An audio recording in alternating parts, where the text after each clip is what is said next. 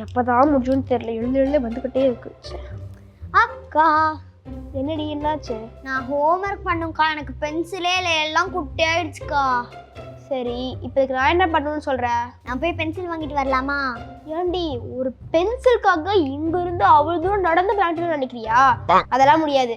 நீ வேணா இப்போதைக்கு என் பாக்ஸ்ல இருந்து பென்சில் எடுத்து யூஸ் பண்ணிக்கோ.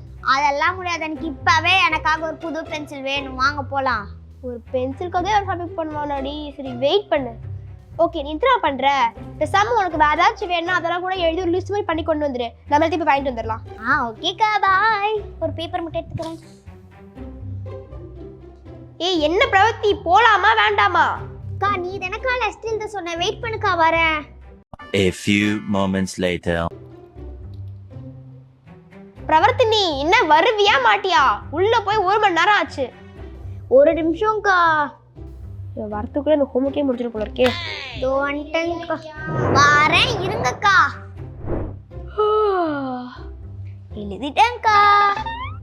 என்னடி இது, ஒரே ஒரு பென்சில் தானே கேட்ட? என்னடி இது, ஒரு மீட்ல சரி பண்ணி வச்சிருக்க? அக்கா கொஞ்சம் பொருள் தான்க்கா. கொஞ்சம் பொருளா?